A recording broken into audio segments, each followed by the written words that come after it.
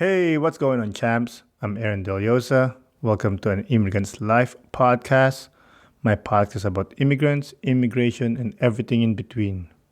Another week, another episode of An Immigrant's Life. As always, thank you for joining me. I really do appreciate it. For extra content of An Immigrant's Life, and if you wanted to reach out, you can check me out on Facebook and Instagram at An Immigrant's Life. Listen to the podcast on YouTube, Spotify, Apple Podcasts, and we are now available on Amazon Music. Oh, for the Apple Podcast listeners, please, if you have a moment, give us a 5-star rating and a short, sweet review. That really helps a lot, the podcast. It gives us a chance to be promoted by Apple. So please do that if you have a moment. And with that, let's talk about the episode. Our guest today came from a war-torn country, and she shared some remarkable stories that some might find disturbing. But it also shows the fighting spirit of her people.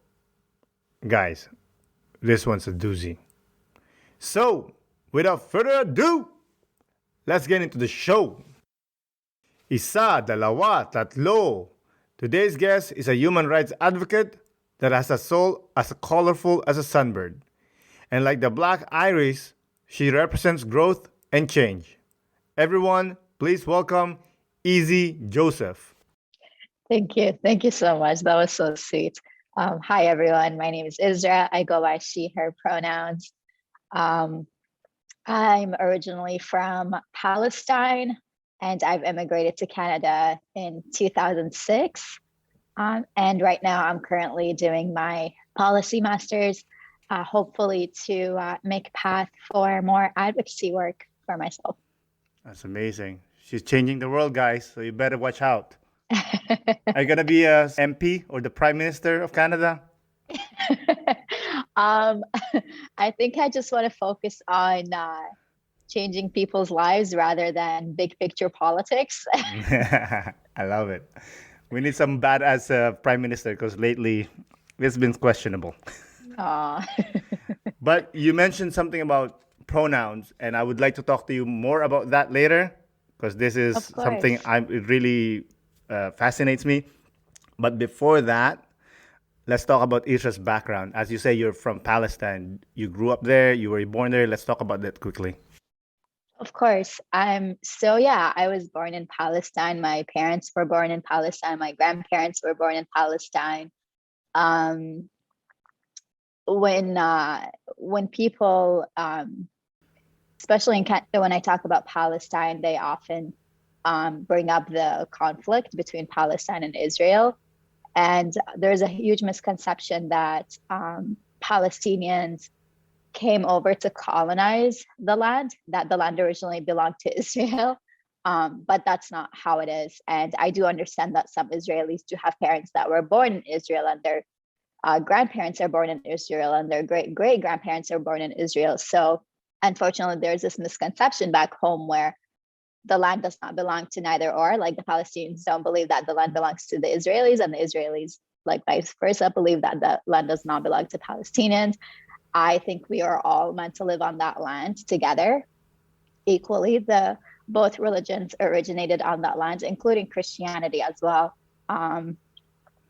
Christianity, Islam, and Judaism. And I think a lot of, with the division of these religions and the culture and the language, I think people just forget that. They forget that we all actually came from that land and we all deserve to live on that land. But a lot of the times, people say, well, Israelis deserve to go to visit their homeland at least once in a lifetime. And then there's me that's like, well, I grew up there, yet I'm not allowed to go visit there because of the war. So what does that say about me, that I don't deserve to go there, which is absolutely wrong. But yeah, there's a lot of education that needs to go around that piece. And unfortunately, a lot of the people hear only one narrative of that story, and they believe that narrative and they forget to look at the other narrative. So they make up their minds just based on what they would hear in the news. And of course, we all know that, I mean, now it's changed a little bit, but of course, like a few years back, Western media wasn't really for Middle Easterns. We were painted as the terrorist groups, as the small-minded folks. So that didn't really do us justice either in the Palestinian and Israeli conflict, while other groups were painted as the intelligent ones, the ones that are good at networking, et cetera, et cetera. So that also like plays a whole part into it. Like media is very powerful as well in creating narratives. So yeah, that's that's a little bit about where I come from. I love it. I love it. Actually, that was gonna be my second question. Like talk about Palestine, because I'm not gonna lie. I heard it from the news. Palestine, Israel, they're fighting.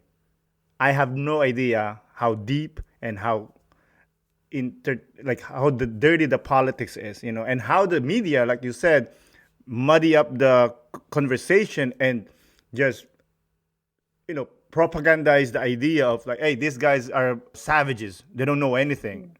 And Yeah. and because of talking to people like you and other more people that are came from Palestine or their parents from Palestine, I'd like to pretend I'm a researcher, so I just Googled it quickly, watched some YouTube channels, and I think I'm a Palestine professor now. You know what I mean? But you know what? It's people like you, it's people like that that actually do want to take that first step to learning more. That's what is going to change the world, not just seeing a 5-second clip on the news and being like, aha, now I get it. Like unfortunately, that's not very helpful, right? So what you're doing is actually amazing. Just going out there and doing your own research. I don't know about that. I mean, thank you. But again, like it's like a 5-minute Google. I watched probably 2 or 3 videos about Palestine. Give yourself some credit. You took the first step. Thank you. I appreciate that. So growing up in a war-torn country, were you in the fightings or were you like living? I know you live in a small town. So are you away from that or the whole country is like in fighting all the time? So unfortunately now all of Palestine is actually colonized by Israel. I think if you go to Google Map, it says Israel now. It doesn't even say Palestine anymore. Before there's like a little tiny part that said Palestine. Yeah, now like weird gone. dots all over the place. I'm like, what is this?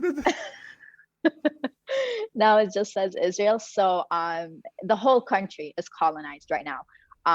The town that I grew up in, like we don't really have our own police force. We don't really have our own military. We don't. We have firefighters, but they're like a town over. So if your house is on fire, Bye. good luck. Well, we make our houses from bricks, actually, so it's very hard for the whole house to go on fire. But yeah, it's because it's colonized. There's a lot of things that we're not allowed to do. We're not allowed to have police force because police carry weapons and firearms. And when you're like colonized by a bigger, a stronger group of people, they don't want you to carry firearms because then you're obviously going to start fighting back for your land, right? Mm-hmm. So a lot of the things that would make my town grow and establish itself, like the resources that are needed to establish a town into a city, all of these resources are kind of taken away from us. We can't really have those resources because we're colonized and because we're fighting with the colonizer. So for example, we're not agreeing with the colonizer. Like in some histories, when the British want to colonize certain countries, sometimes these countries agree to it. They're like, yay, great, like new culture, new language, they agree to it. But for us, we're resisting it because we know the history of it. And we have a strong culture and we're not going to forget that, right? So we're constantly resisting the colonization. And that's why we don't really have these resources. Otherwise, the colonizer would have given us these types of resources, right? We would have like an Israeli police force, for example, or an Israeli military, but we're rejecting that. We're like, no. You are not us, we are not you. Oh my So God. there's that resistance that's like we are kind of like, we deserve to have our own things. And fine, by all means, if you want to have your own things too on your side, but we deserve to have our own things on our side. But because the whole country is now colonized by Israel, we're not allowed to have our own things on our side now either. And the living is not fair.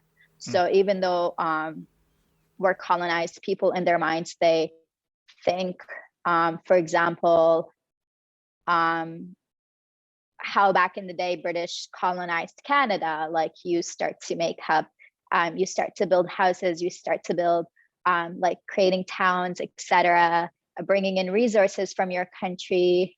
But it's not like that. You know, that image is not there. We're talking about soldiers on the street with their guns out. We're talking about checkpoints almost at every single stop. They have to like check our cars, like if we have luggage, if we're like going to a different town and we have luggage in the back, they have to check it to make sure that we're not hiding anything in there, like we're not hiding firearms or whatever. And when they check it, like when I remember I went back in 2012 to Palestine, when they check it, they stab the suitcase to make sure that there's nothing hard in there.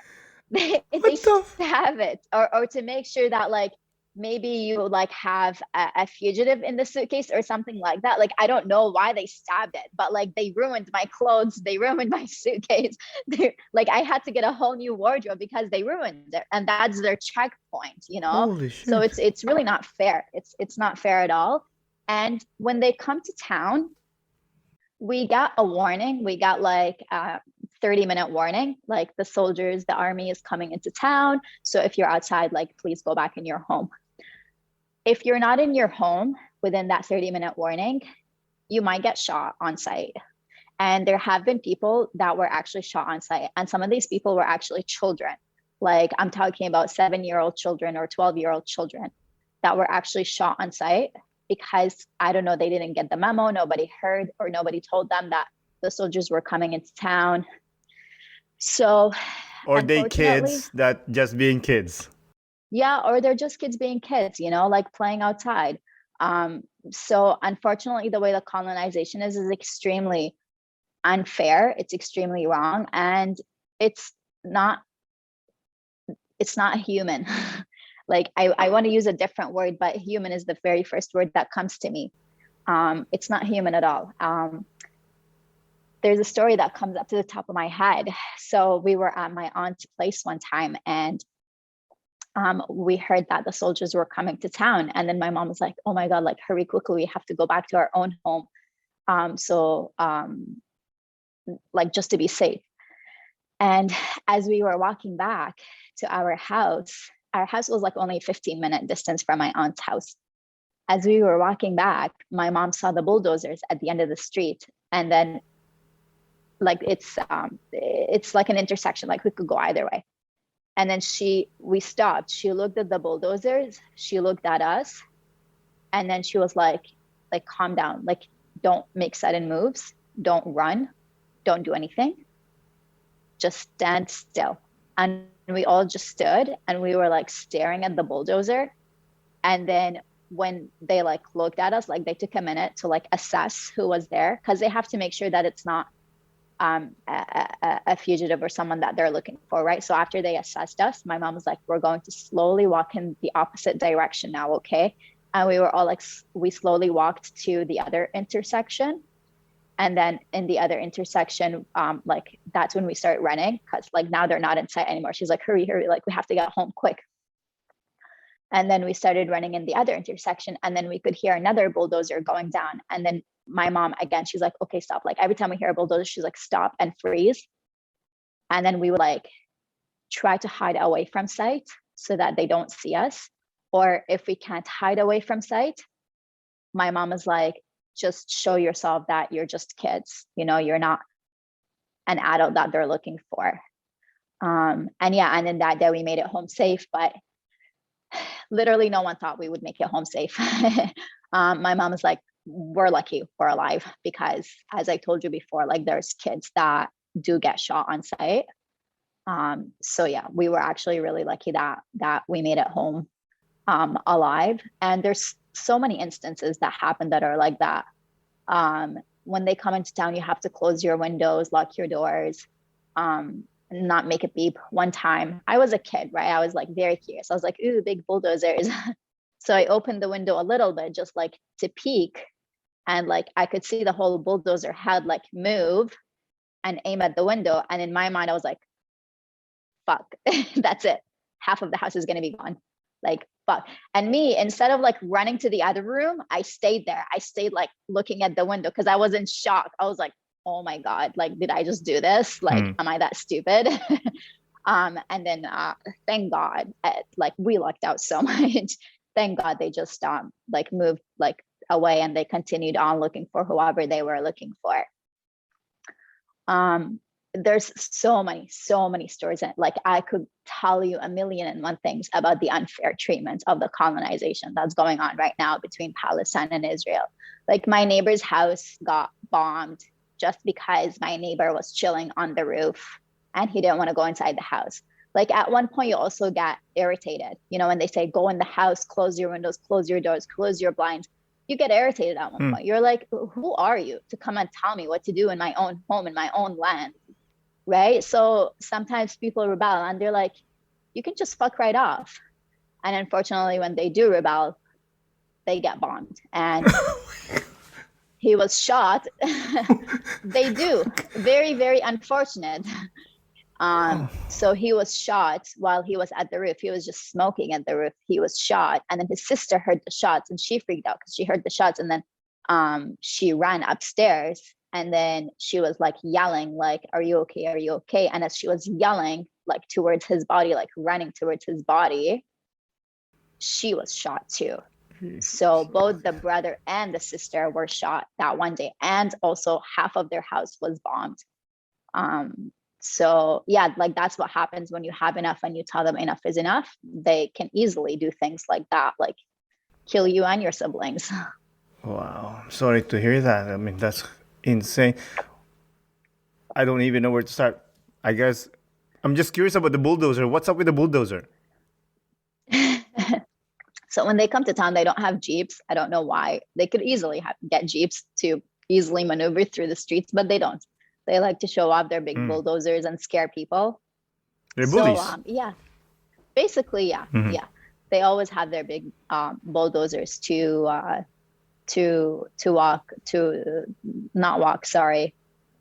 drive through the streets.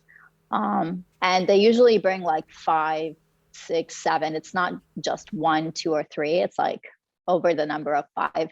And then they like separate themselves each into like a different street because sometimes they're looking for someone. Sometimes, like, you know, when you like get into that teenage stage where you're advocating and you're protesting and you're doing all of that, they don't like that. They want to shut that down right away.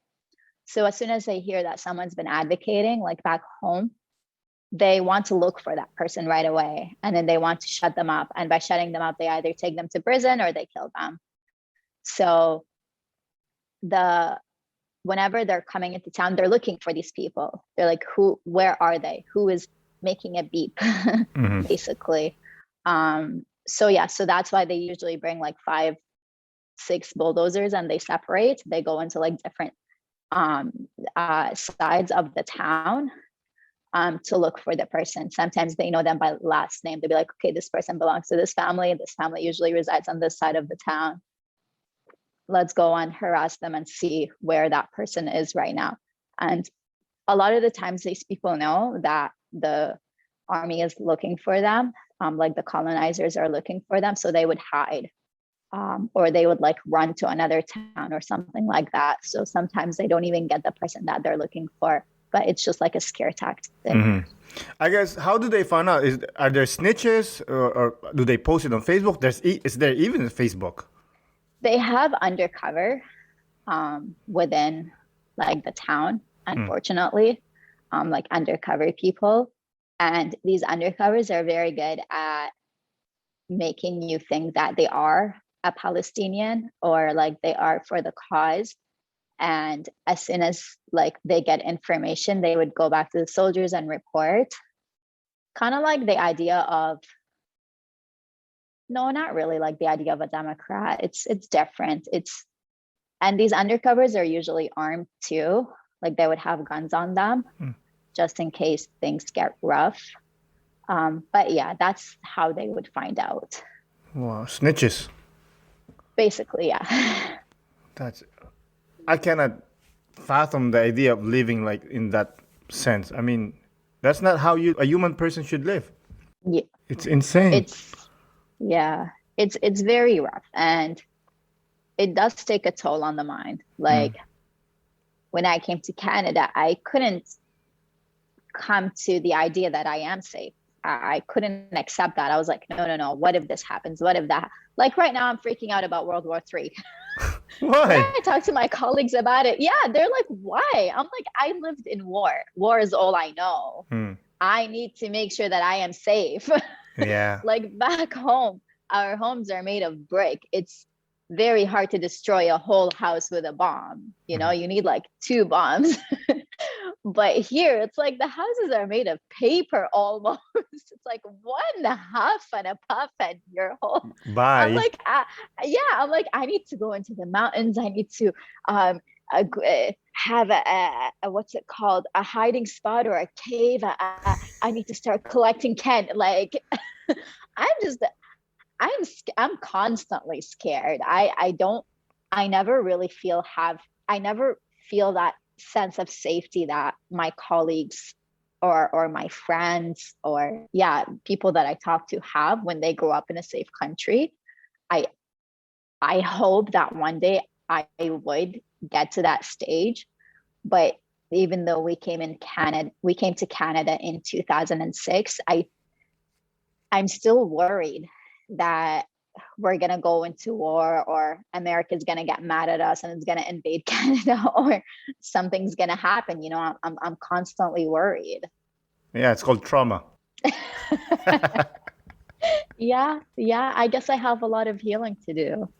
Oh, yeah, for sure. I mean, I came from a poor country and we were poor. We were far from the fightings, from the area where they're quote unquote war, the civil war. But yeah, I still have that like I have that a bit of feeling of like, hey, I have to be safe. Oh, we have to store cans. We have to be, and I don't know. Like sometimes I walk in the streets. Sometimes I'll see like bikes on the side of this road. Just some, kids. They just leave things here. I'm like, how can they just do that? Like someone can steal that. Yeah, I still have that mentality of like someone can steal that. No one will steal it, obviously, because we're in Canada. But still, in my head, like pick it, like hide it, like you know what I mean. Like we still have yeah, that pack mentality of not pack mentality, but like to save up everything and make sure we're safe. yeah, You know, yeah, like yeah, like walking at night. It blows my mind. People walks at night, and I'm like, why are you walking at night? People can attack you. And then I'll remember, oh, you're in Canada now. No one, the chance of you getting attacked is not really gonna happen. yeah, yeah, yeah. Yes, Sometimes even when I hear like a little bit of a loud engine, I'd be like, oh, the bulldozers. And then I'd remember, like, no, no, no, I'm in Canada. There's no bulldozers here. oh But my like, you know, when god. you're really, really sleepy and you start imagining stuff, Of like course. when you're really tired, yeah. Like that's what happens sometimes at night when I hear like a loud car going by. Mm-hmm. So yeah, and sometimes like what's even what's even sadder is that people that don't grow up in these conditions will never No. understand. And that's why whenever I hear like, oh, Israelis deserve to go visit their homeland, I think to myself and I'm like, they're already in their homeland and they've colonized the other people's homeland too to take over and put their language and their religion and their culture and their policies and their military in. Like the other aboriginals that are part of that homeland, like those are the people that deserve to go back too, you know, like, Mm-hmm. and we can't. So you're telling me that the people that have already taken the land deserve to go back to the homeland, but the people that were kicked out don't deserve to go to the homeland? Like, you know, it's so upsetting. And they don't know all of these stories. They don't know these narratives. They don't know how we live. They think that we're the bullies, that we're the ones that are taking over. We're the, you know, how the media paints us as the terrorists. You know, that's what they have in their mind. That's why it's so upsetting. But then at the same time, I'm not going to go into my stories and tell them how I grew up and how I feel and all of that. Sometimes I just don't have the mental emotional capacity to. I'm like going on my day, doing my thing. I'm like, you know what? Like, believe what you want at this point. If you don't want to go do your 5-minute research, that's on you. That's not on me. I'm just gonna go and drink my coffee in peace. I know. I mean, you wanna do something, but it's like sometimes it's insurmountable, and you're like, Yeah. I'm just gonna drink coffee, man. Like I don't know what Yeah. else to do. Like that's Yeah. why it blows my mind. People that are constantly out there fighting, voicing out. I had a guest.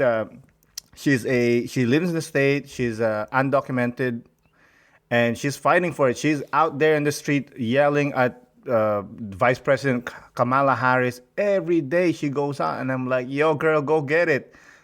But I'm tired just watching you. I mean, I love it. I do. I sincerely support her. I support their group and what they're trying to do. But I'm a lazy guy, you know. I just want to sit down, watch Netflix, and it sounds horrible, but I think do. that's no. I don't think that's lazy. I think that's just you looking after your mental health. I mean, the fact that you have these talks or sessions, it's telling me that you are advocating. But sometimes our mental health is more important than being drained and just being done. Like at one point, I had to block all of the advocate social media accounts on my profile because I couldn't see that anymore. I know how unfair the world is. I lived it, and mentally I couldn't. I was so drained. So sometimes we really do have to do certain things to get back our energy. And if that means not watching that person fight, the other group that still has energy will do it for you. And then once you have your energy back up, then you can step in and give that person a break, you know? I love it. I love it. It's a cycle of attack. Oh, yeah. That's beautiful. I Oh, love yeah. it.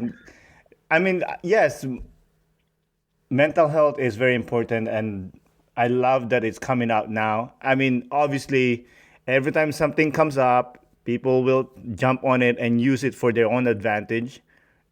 I feel like some people talks about being sad, but they don't know anything about being depressed, because Yeah. those are two different things. Being sad is just, I don't know, one day it's gloomy, you're sad. Depression is a different thing. I suffer a little bit of it, and I try to explain it to some friends and families, and they'll go, "Just watch a funny movie." No, yes, it will make me laugh, but my mood is still down because that's how Yeah. it is, and I just have to fight through it. I just have to go through the feelings and the sad emotions and whatnot, and then hopefully at the end of the day, it'll be okay. Obviously, me reading my 5 minute googling, it helps me, find tools to help me go through it. But I love that you're advocating for mental health. I mean, I think it's very important. It's a huge thing. And it's something that we sometimes take for granted. We don't realize how important it is. We push ourselves to the limits sometimes, and we don't even realize that we're pushing ourselves to the limit up until that breaking point when we literally can't do anything. We're begging life to give us a break, but it should never come to that point. Never. We should always stay ahead of it and give ourselves the breaks that we need, you know, do our thing, focus on us, and also at the same time maintain our life, do whatever we have to do. But yeah, taking breaks, very important. Exactly. I tell to my friend one time that sometimes it feels like, I don't know if you know Super Mario, the video game. Yeah. It's like you beat the Bowser for this level, and then there's another one. Like, come on, man, give me a minute, dude. Like, let me breathe a little bit. I got you. I'm gonna beat you. Don't worry about it. But give me a minute. Yeah, that's how life is. Yeah, like it's just like I just beat this big boss.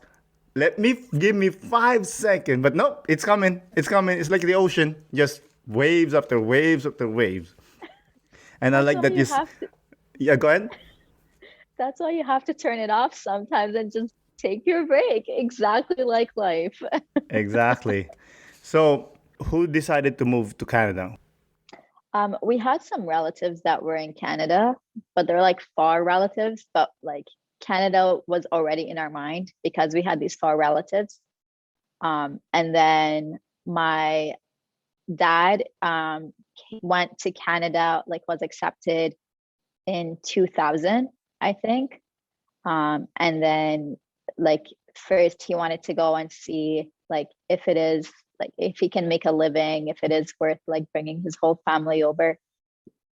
And then after 5, 6 years, eventually like he established himself. So then he brought us over. And, but yeah, I was mainly raised by my mom during that time when my dad was trying to establish himself in Canada. No, trying to dodge bulldozers and bullets and missiles. Exactly. Man, your mom's a badass, man. My Oh, God. she is. I would have like, yo, go. I'm running. You follow. But man, she's like cool, calm, collected. Yo, there's a bulldozer. Do not move. We're gonna be okay. Oh man, Yeah. what a badass, man. She puts on a really tough front. I noticed. And when as soon as we made it home that night, she called my aunt and then she's like, I have no idea how we dodged a bullet, literally, but we did. She's like, I did not expect us to not die, but we survived. Like she was shaking, but she did not show us that. She was like, stay calm, it's okay. Just make sure that they know your kids, that they know you're not the one that they're, like I had no idea she was that scared up until she had that call with my aunt. I was like, damn, you were scared too. That's, oh man, like when you were telling me the story, I'm like, I was imagining you just facing this tank or bulldozer. I'm like, yo, and I'm trying to put myself in your shoe. I'm like, yo, I'm done. Like, I'm pretty sure I'm dead. Bullet to my head, Yeah. easy. Yeah. Man, that's crazy. So, I read somewhere that it took you 5 years before you guys got accepted. And then when you guys get accepted, you have to explain to people what's going on with your life. Oh yeah. Explain things about the war, the dangers on a daily basis. Who are these people and why do you have to explain? I don't understand. So it's something to do with the immigration process because we were coming to a country of safety, I believe. So Canada has like 5 elements to that it can accept immigrants. One of the elements is that you have to prove that where you come from is like you're basically gonna die if you stay there. Like it's really bad war. It's just not a living. It's not a proper living. And like there's other elements too. I forgot what they are. But yeah, one of them was that. And I remember like we had to first go to an office like that is associated with like Palestine Canada immigration. And we had to explain to them like what we went through. Like, for example, like the bulldozer story, we would tell them that, or like how we feel when the soldiers come to town, like all of that stuff. And I thought like, okay, like I explained it to them, they accepted us, like it's all good. But I guess not. So even when we came to Canada, like we had to go through a similar process where we had to explain again and again, like why we need to be here, why it's not safe to go back home, or like if we get rejected, like it's like we're basically gonna die.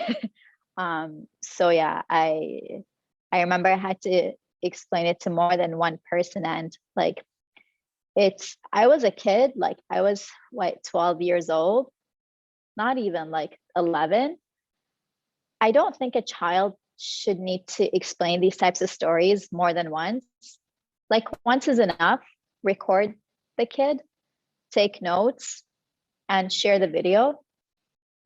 But when you're doing it over and over and over again, you start to like question yourself. You're like, what am I even telling them at this point? Like, do they think I'm lying? Like, you start questioning yourself. You're like, wait a second, like, should I tell them that other thing? Are they not convinced? Like, you know? And it becomes frustrating. And you're like, why do I have to tell you my story for the fifth time? You know, like, why do I need to go through all of these obstacles? But yeah, eventually we did, like, we got accepted, we were left alone. And then we did our citizenship test and we passed it, thank God. And yeah, we became citizens of this country. Congratulations. I like that what you Thank you. mentioned earlier that they there's an idea that immigrants migrate to cause chaos, to rape women and steal stuff. Who wants to leave their home? Yeah. I love Canada. Yeah. I do. It's my home now.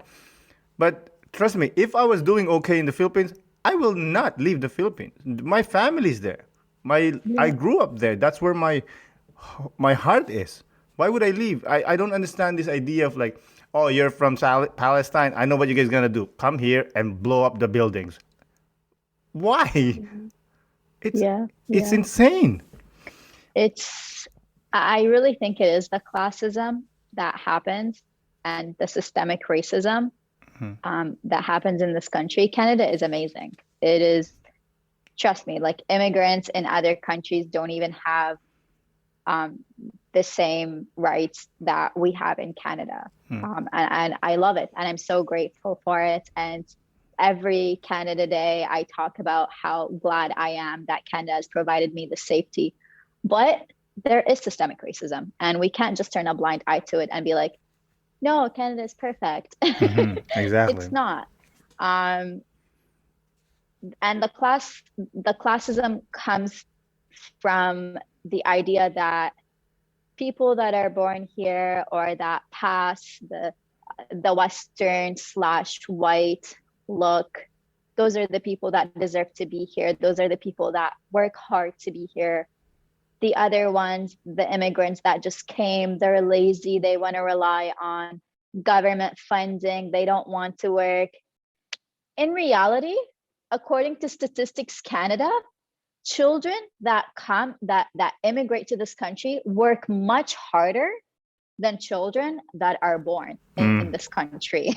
So I don't know who made them believe that we're lazy or whatever it is, but this classist notion needs to stop.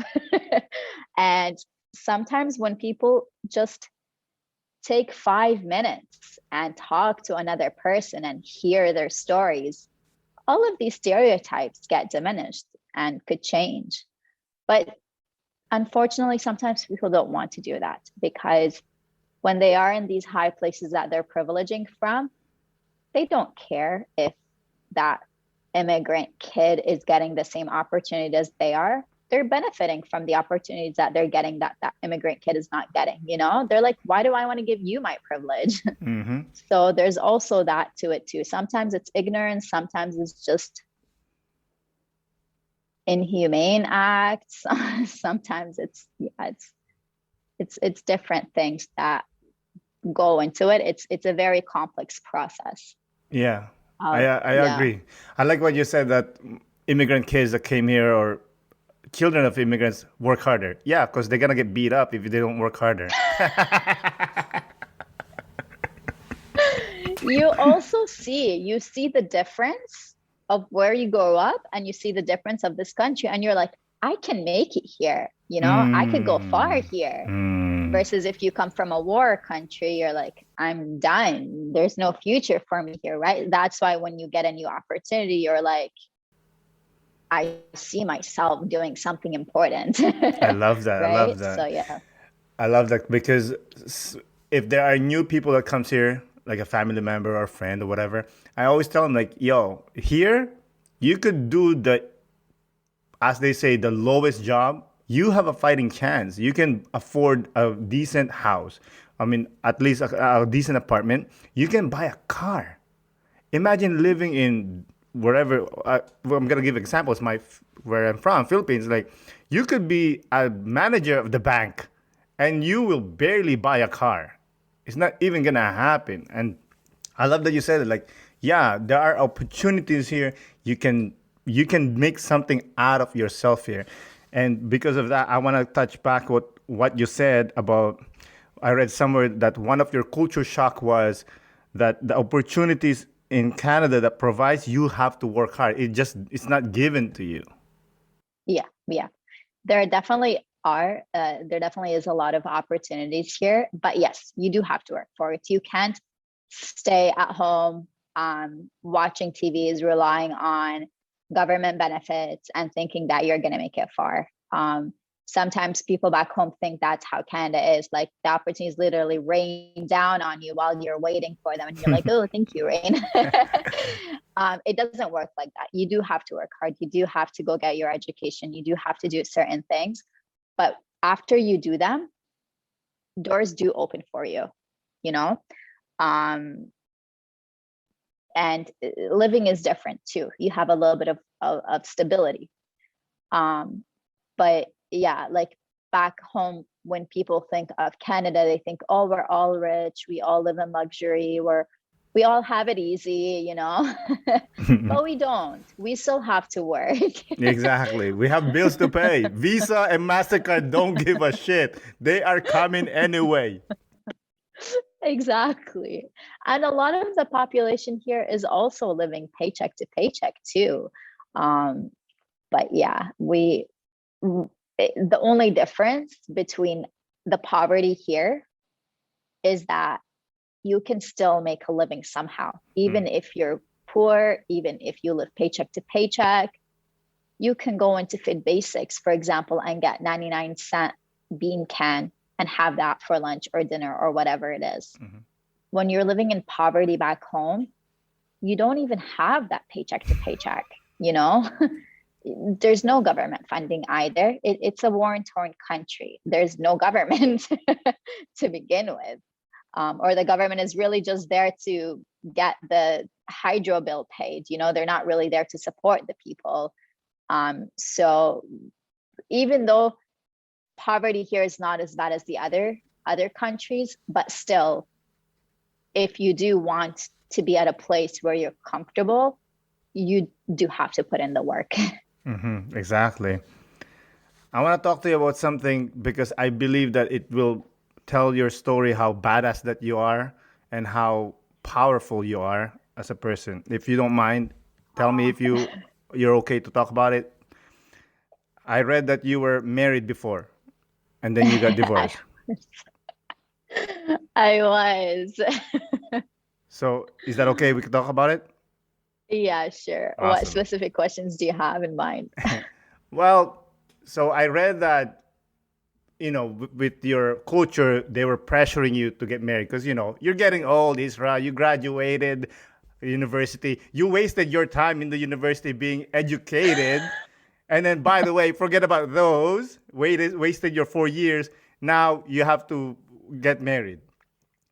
So now, and I read that you resisted it and everything, but you were so enraged and sad about it. So let's talk about how did your family decide which man to marry you and how does it work, like the arranged marriage situation? Of course. So my mom is very huge on education. I had a lot of suitors while I was doing my high school education and my university education, but she rejected them all. She's like, no. Education is very important to her. She's like, my daughter first has to finish her education and then we'll take suitors seriously. So I finally graduated university and I was, doing my thing, living life. And I had a boyfriend at the time. And because my mom is extremely religious, she believes that boyfriend leads to husband, not boyfriend leads to dating a few more years and then seeing if it'll work out or if it doesn't work out and then getting married, She's like, no, like you have a boyfriend, you have to marry him right now. She's like, what if you find out that you're with a man that you're not married to? I was like, oh my God, so what? What if? I don't care. I'm like, this is the norm in Canada, Mom. Like, this is not back home where if you're seen with a man, you're automatically labeled as, I don't know, I don't want to use awful stereotypical words, but you're not seen as someone who will never get married or not pure or whatever. I was like, Mom, like everyone here has boyfriends, like it's normal, it's fine. But in her mind, she didn't grow up here. She doesn't know how the culture is. She's like, no, like, I don't want you to be not pure or whatever. Like you absolutely cannot stay with him and not be married. Like if you do want to stay with him, you have to marry him. Unfortunately, I tried resisting it, but I would get calls like 5-6 times a day, how I have to marry him. From who? From my mom mainly, but eventually it did lead to other family members, like my uncles. 2 of my uncles would call. My aunt called a few times. Like it became ridiculous. It really did, to the point where I was like, okay, like, yeah, I guess I do have a boyfriend, I'm dating him, so okay, fine, maybe it will lead to marriage. And I was telling him like how pressured I am and things like that. Like I was open to him about it, and then he's like, okay, sure, like why don't we get married then? I was like, okay, well, if you're not resisting it and I'm tired of resisting it, sure. But marriage shouldn't be like that. It shouldn't be like, okay, yeah, I'll do it out of convenience. You're not resisting. I'm tired and drained of resisting. Yeah, of course.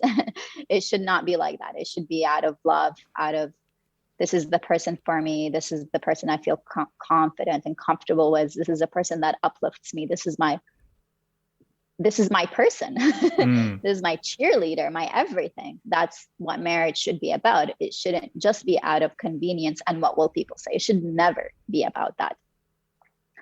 So he was okay with it. I was tired and drained of constantly saying no. So we got married. I remember on our wedding day, my best friend was asking me, she's like, even he asked me, he's like, are you sure you want to go through with this? And straight out, I was like, nope, absolutely not. I am so not sure. But I was like, at this point, I don't care. I'm tired. I just finished 6 years of education, 4 years in university and 2 years in college. And on top of that, I was doing co-op. So I was also working. I didn't get a break throughout all of these years. I was like, I need some time to myself. I need a break. I will do whatever it is I need to do right now to get you off my back. If that means marriage, sure, let's go with it. It was the biggest mistake of my life. I was extremely upset and frustrated with my mom, extremely upset and frustrated. My head, I was constantly overthinking. I had headaches almost daily. I went into a really deep depression at one point, where I felt like my life almost lost its meaning, lost its goal. And I'm a very passionate person. I know that my life has meaning and a goal. I'm a huge advocate. I'm like, this is what I need to do. But at one point, I really did feel like the whole world was against me, and I felt alone, and like people didn't really understand me. And I literally felt like nobody out there understood me. And the issue with me is that I wasn't sharing my feelings with other people. I kept them to myself. I didn't even share them with my sister, with my best friend, with my mom, with anybody. I wanted to portray this happy person to the world, this person that was okay with everything. I remember my coworkers at work would be like, ooh, show me the ring. And I would show them. I'd be like so happy and proud. I'd be like, yeah, he's amazing. He's perfect. When on the inside, I'm like, I hate this. I don't want to be married. I don't. I don't know if it was the person or if it was just the fact that I was kind of pushed into it. I knew that that wasn't who I am. I knew that that wasn't what I wanted to do. So after a year of this going on, I put my foot down. I was like, enough is enough. And it was actually during the pandemic when we had to stay at home and not do anything, not go to work, not do grocery shopping, literally nothing. You just sit at home and sit with your thoughts, that I came to the realization that, hey, I can do something about this. I have a choice here, an agency. I don't have to live like this if I'm not happy. And it dawned on me. It's funny that it took a year, not even a year. It took actually literally for me to sit with my own thoughts for 2 weeks to come to that conclusion, whereas another person would come up with it within like 5 minutes. But when we are in certain situations, we really can't think logically sometimes. All I was thinking is that I needed to make my family proud. I needed to pretend that I'm a happy wife. I have to start thinking about how to be a proper housewife. That's all that I was thinking. It didn't even dawn on me that I can take actions towards my own happiness and that I don't have to do any of these things. And that's the silver lining of the pandemic for me, really, is those 2 weeks that I stayed at home and I really did have to sit with my thoughts, that I was like, wait a second, I can change this. So I called for a divorce. Our papers were finally finalized a year later. I moved out of his condo. And yeah, I'm at a much happier place right now. I applied for a master's program and I got accepted. So that's another goal that I decided to do. I know if I was still in that relationship, I wouldn't even be thinking about my education. I'd be thinking about how to best pretend that I'm happy, how to convince people that this is what I want. That's all I would be thinking about. And it's because I wasn't happy myself that I had to convince myself, that I thought I had to convince others too, that I was in this perfect, happy, newly wed relationship. So yeah, that's my story basically. That's beautiful. Thank you for sharing that. I mean, it's beautiful. I was like, when I read that, and I said, yo, this girl, she's a badass, man. Like, for the women that listen in, yo, you can do something. Fuck everybody. Yeah, I had to cut off so many toxic relationships. And you think that you would care. You're like, shoot, like, if I do this, then this auntie or this uncle would never talk to me ever again. Cool. And then after I did it, after I did it and they didn't invite me for dinner, I was like, oh, thank God I don't have to go to this family gathering. It's a relief. And it's funny that they think they can hurt me by not inviting me to dinners or not inviting me to certain things. And I'm like, I'm happy. I'm fine. I'm finally at a place where I'm happy. Before, when I was doing things just for your happiness, I was miserable. I was truly depressed. I felt like my life did not have any meaning. And I'm a very passionate person. So for an extremely passionate person to feel like their life does not have any meaning, that's huge. Like, you literally dimmed all of the lights. Exactly. You're like a Palestinian sunbird that somebody caged in. Yo, she's too pretty and too powerful and too smart for this cage, man. She gotta go out, yo. That's exactly how I felt. I was like, nah, this ain't for me. That's amazing. So how depressed and how disappointed your parents are to you? My mom has this mentality where she doesn't like to get into the relationships that we choose, except of course, what will people say? That, you know. But after I made my decision, I was like, yeah, I'm getting a divorce. She's kind of like, okay, like, you want to come back home then? I was like, yeah, sure, if that's an option. And she's like, okay. And then she's kind of like very quiet about it. I know that she has her own thoughts and feelings, but she's not the type to share them because she kind of wants me to make my own life decisions without her input, as long as these decisions don't make people talk about my impurities, then she's fine with that. If Your they're just saying like, impurities. yeah, impurities. If people are just saying, oh yeah, Israel got divorced or whatever, so many women now, especially in my culture, they don't like the person that they're with for the first year or the first few months and they end up breaking it off. Like, I was not the first case, and I think that's why she was okay with it.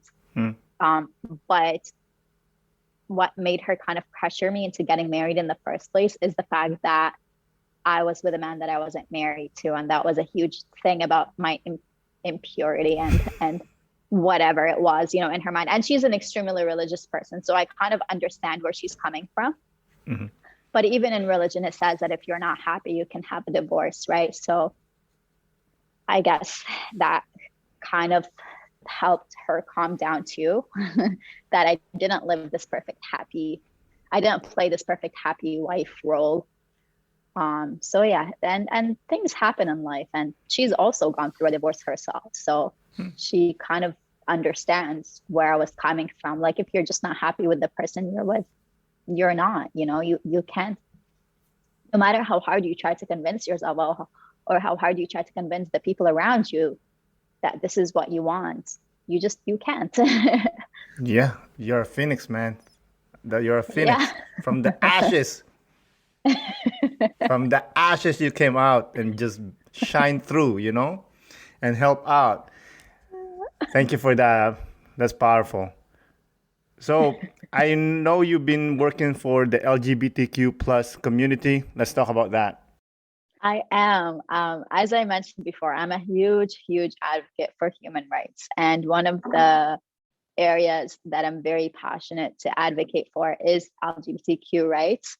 I really think we're in 2021, it shouldn't even be a conversation anymore. We should all be treated alike. We should all be treated fair, with dignity.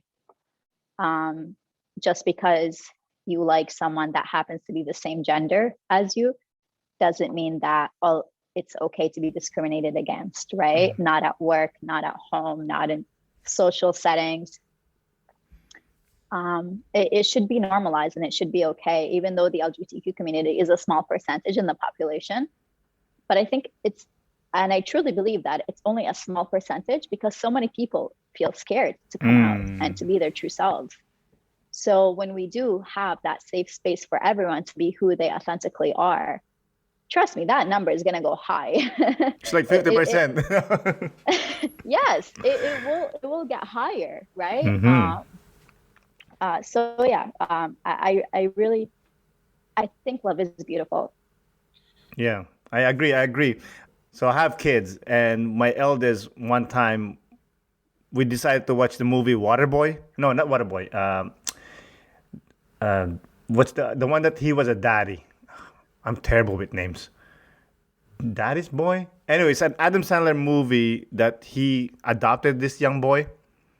So I was like, oh, Adam Sandler is going to be funny. Let's watch it. He was, I would say, about 7, my kid. And we're watching, and then for some reason, I decided to go to the kitchen to grab something, I think. And then he goes out of nowhere, he goes, ew! I'm like, what happened? I'm like, Dad, there's 2 guys kissing. I'm like, oh, shit. I forgot about that part, So I was like, what's the problem? Like, do they love each other? Yeah. Do they hurt anyone? No. Well, what's the problem? Let's move on, And I said, okay. So adorable. So, which is, I was happy that it happened that way, because for me, it was actually easy for me to tell, like, who cares? Are they hurting anyone? Are they hurting you? No. So leave it alone, right? I remember exactly. and another story, if you don't mind me sharing. Here, I'm living in Montreal. As you know, Montreal is like big with LGBTQ plus community. The first year, I think I was like second year here, third year here in Canada. They call it the Gay Olympics. It's like the first ever Gay Olympics. I didn't know that. I kind of heard it on the news, but whatever, But that night I went out. This is like I was new going out downtown Montreal. And I was walking, and I saw 2 guys, like big, burly guys. They were making out. I'm like, that's weird. So I continue walking, and I see more guys making out. I'm like, what is going on here? So I go to my friend that grew up here. I was like, yo, what's going on here? There's so much guys kissing. And she goes like, you were in the gay village. I'm like, there's a gay village here? That's awesome. And I'm like, that's amazing. And then I realized, then I connected that, oh, the gay Olympics. That's why they're all here. They're partying. Good for them. But like I said, I grew up with gay, lesbians, and well, whatever else. Again, it doesn't really bother me. Like, I think that's more important to tell people, like, does it bother you? Yes or no? You know what I mean? Right? And why are you looking at me like that?